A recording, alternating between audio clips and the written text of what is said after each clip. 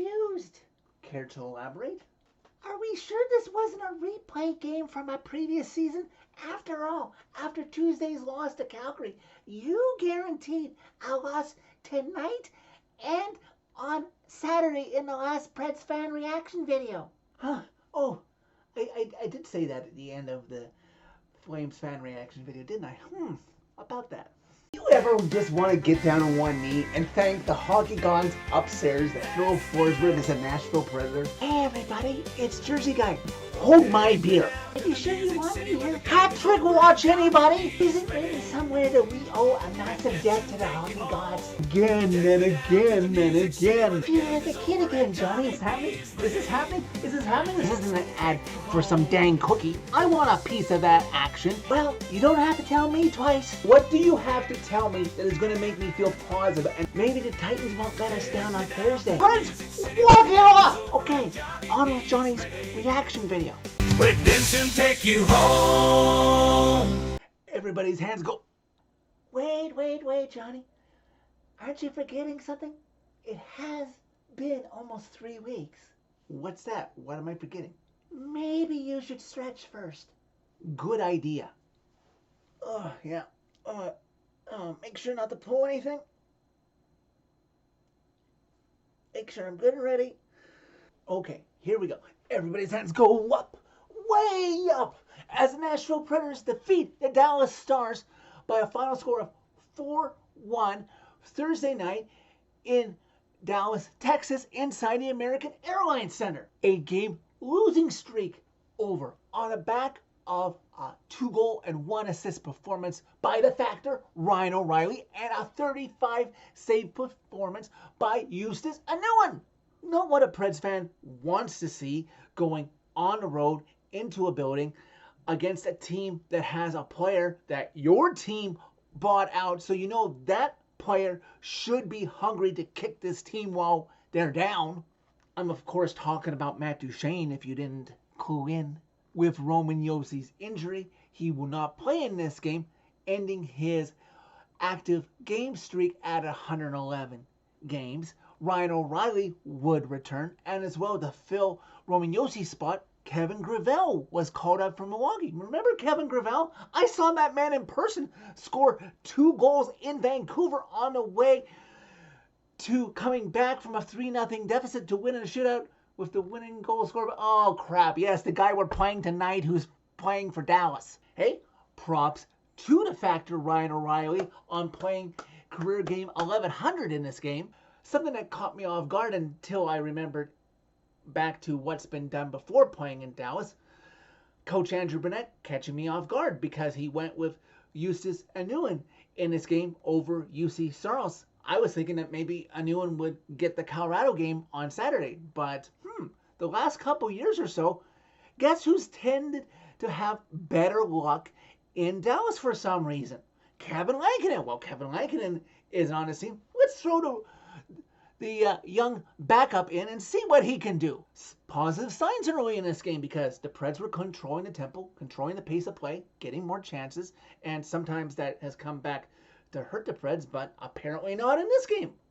Preds would draw the first power play in this game, and even though they didn't score, that's a positive sign, right? Tommy Novak, of all people, is almost the first Predator to score in a great opportunity, digging deep, doing a little bit more of the effort than he's been doing before, but Thomas Harley of the Stars bails out Jake Ottinger. I still have yet to see in this game, at the moment I said this, in my mind, can the Preds sustain this early pressure throughout the flow of the game? Scary moment about halfway through the first when Michael McCarron comes into contact with Leon Bouchel of the Stars, who's playing in his first game for the Stars. Innocent looking play, just a normal body check, but for some reason, someone's got to tell that rookie to be a little bit more careful on his follow through, because after McCarron body checks him, Bouchel for some reason whips around and his right skate is way up in the air. I don't know why. Nicks McCarron in the neck. He would have to go off to get checked out. Obviously stitches. Thank God it wasn't worse. We don't need something life threatening having an NHL game right now. Can you believe it that we reached 3.5 left to go in the first period and the Preds are out shooting the Stars 8-1 in their building? Finally, 2.5 left to go in the first period. A break for the Preds perhaps? Off the rush, play goes into the Stars zone and Adam Wilsby pinches in, snaps a shot that gets by Ottinger. Preds go up 1-0, but wait, hold up. Nope, Stars want a challenge. They want a challenge for offside, and yep, if somebody had just waited a little bit longer, Adam Wilsby would have his first career NHL goal, but he's going to have to wait another day for himself to have that moment. It's a good call. It was offside. Game remains scoreless. First period comes to an end at 0-0. Preds doing the right things, out shooting the Stars, at least if not leading them on the scoreboard, 8-5 after 20 minutes. Good news, everybody. Good news as we start the second period. Guess who's back on the Preds bench? Big Sexy is okay. He's no worse for the wear for that a little close to call skate cut to his neck from Leon Bouchel. Stars definitely with the pushback early in the second period, something all Preds fans should expect considering how this team has been playing, but the Stars are a decent team. Just about 9.5 minutes left to go in the middle frame now. Stars finding their stride. Major scramble in Nguyen's net, and the refs are just letting them play it. And I'm like, blow the whistle, refs. Blow the whistle, refs. Blow the whistle, refs! Finally, they do. A little close for comfort when typically the refs don't let it go that long. Then with Steven Stamkos and Sam Steele both off for roughing, you've got some more wide open space. Adam Wilsby, still a little deterred from his waved off first career goal in the first period, tries to make a play, and he drives the play into the Stars zone. He gets a shot off that goes behind Ottinger's crease, puck still in play.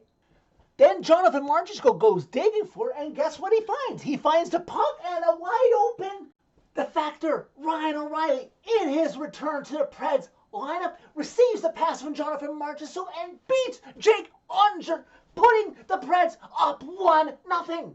That can't be challenged. That won't be waved off. It's not Adam Wilsby's first career goal, but it is his first career point as he assisted on it, and the Preds a little bit more confident, getting a lead in the game. Almost 2 minutes later, Preds turning up the tempo. Solid passing by the Preds. Puck comes to all people. Tommy Novak, who gets around Thomas Harley. He gets Jake Ottinger down on his stomach, begging for mercy as he wraps it in. And just like that, Preds increasing the lead up 2-0 now. A minute after that. No, I'm not kidding you. The goals are flooding in now. You've got Kevin Gravel recently called up with a shot that is tipped by a factor, his second of the game, past Jake Ottinger, and the Preds, just like that, out of nowhere, are leading the Stars in their building 3-0. Where has this team been the last 8 games?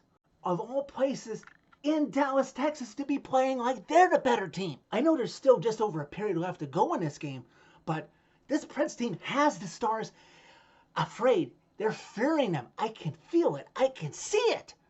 And I can really tell this because I'm stuck watching this game on the Dallas Stars feed. Thank you again, NHL Center Ice. Preds would take their first penalty of the game with 35 seconds remaining in the middle frame. Forsberg for slashing. The Preds, fortunately, would escape the second period. Still up 3-0, but would have a Stars power play that would carry over to the third period to contend with. Stars start the third period off with strength. The remainder of the Forsberg penalty to try and work with. Some good chances, but the Preds league-leading penalty kill somehow still pulls through and kills it off. Getting a little nervous here as through the first 5 minutes of the third period, the Stars are out shooting the Preds 6-0. And finally, after being outshot 7-0 in the period, the Preds finally registered their first shot on goal in that period against Jake Ottinger, but still maintained their 3-0 lead. Wyatt Johnston would then proceed to skate behind Annunen and gets it out front to a wide open Jamie Benn, the Stars player that every Preds fan everywhere loves to hate, and he's robbed by a new one. He is playing outstanding in this game. After we've passed the 10-minute mark of the third period, just when I start to feel a little bit more comfortable, just when I think, oh, maybe they've got this in the bag, the Preds remind me who they are. And 8.5 left, in stride into the Preds zone. Liam Bichelle playing in his first NHL game, probably a goal that a new one would like to have back. Bichelle lets it go, it beats him, and the Stars, just like that, are on the board. Preds up 3-1. No stressing anymore about the kid trying to get a shutout. What's most important now is making sure to get out of this funk, this stinky freaking funk, and get a win. Then there's a close call at one end for the Stars, stopped by a new one. Puck comes the other way, scramble. The refs are letting this go, so at least they're being fair. Loose puck in front. There's somebody tied up with Andre. Puck comes out to Nick Blackenberg, who has a wide open net to shoot at, and he scores to make it 4-1 Preds. But oh, no, hold up. Here we go again. Stars want a challenge, this time for goalie interference. And yes, I'm not going to deny it. The replay showed Forsberg had interfered with Andre. Stars are successful again. Another guy waved off of having his first NHL goal, first Willsby, then Blackenberg. Preds still have a 3-1 lead, though. Can they get it across the finish line? I've seen reviews like that when the shoe is on the other foot, a team scoring against the Preds. Reviews go the Preds' way, so as long as they're consistent, Toronto, I have no problem with calls like that. Amazingly, Dallas pulls Andre with 4 minutes left to go in regulation. That's a little early, but who am I to complain? Let's see what they can do about it. A little bit of a push by the Stars, but the Preds bend, don't break. They clear it. They race after the puck to beat out an icing call. First, Gus Nyquist gets the puck while he's being defended to Ryan O'Reilly. Ryan O'Reilly out to the Zach attack. That kid has been working wonders since he's joined the Preds lineup. He puts this one to bed into the empty net.